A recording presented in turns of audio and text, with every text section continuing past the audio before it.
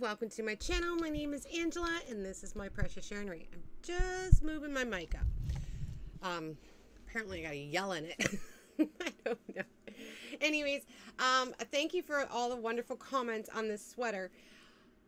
I thought, listen, I'm not perfect. I thought I put the pattern, like there's a lot of patterns out. There's a lot of tutorials out about this kind of sweater, the 6-point, the hexagon sweater, you know, whatever. I thought I put, just have to put cream. I thought I put it in the description, the one I used. I didn't. So there was some comments. I made sure and put them in the comments, and then I went back and put them in the description. I am so sorry. I don't know.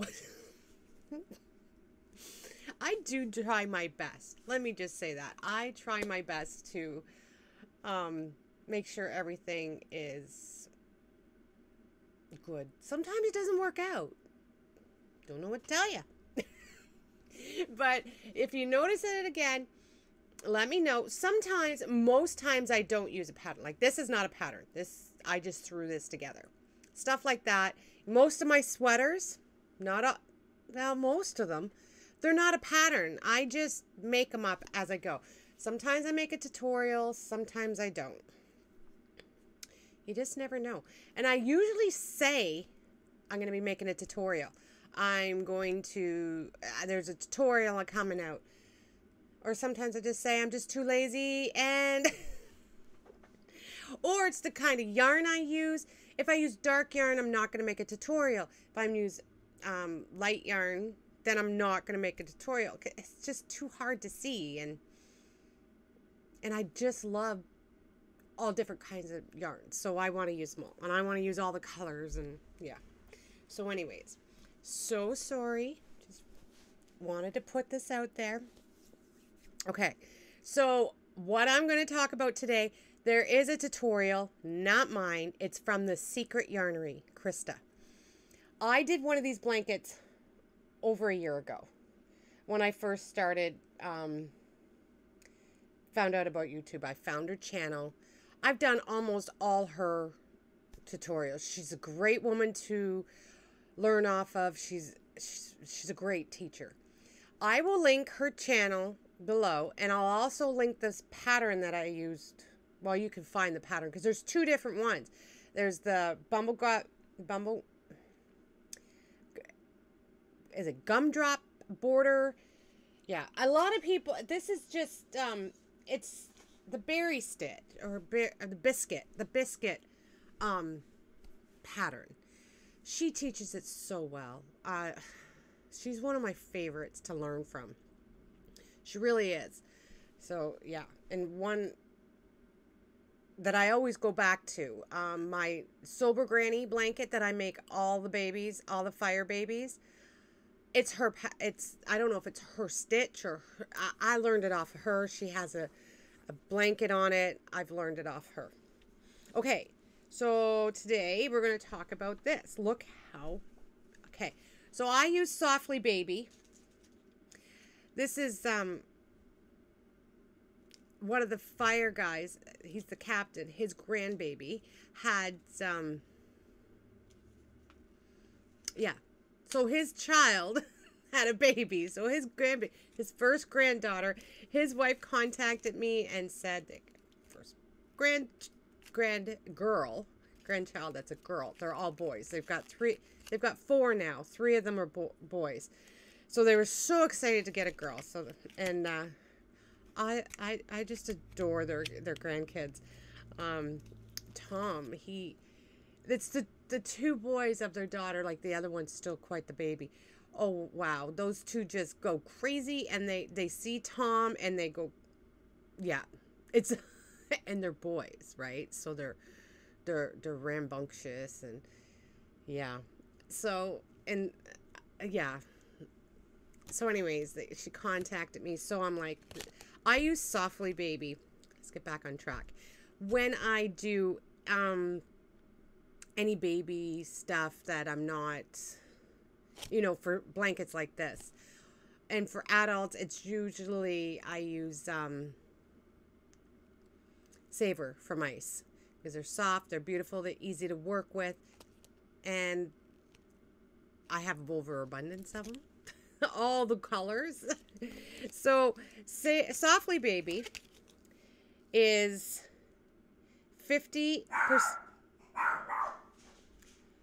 Listen, I don't know what to tell you. Okay, guys, listen. Okay, so 50% acrylic, 50% polyamide. It is 210 meters you get in one ball. They don't give you the yards, they just give you the meters. It's size 4 millimeter knitting needles. So you can use 5. I used a 5. Usually I go up a 6. I don't know why. Well, I'm glad. This blanket turned out huge, but it would have been more, I don't know. Anyways, I used a 5 hook on my clover, you know. And it's a 3 it's a 3 lightweight. It's a thick 3, but it's still a 3. And I used 1 full skein of each color. There's 5 colors. Let's see. There's 5 colors plus white.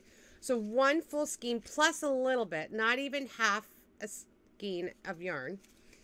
And then I used the white. I used a whole skein except for this. And that's what I used on the border.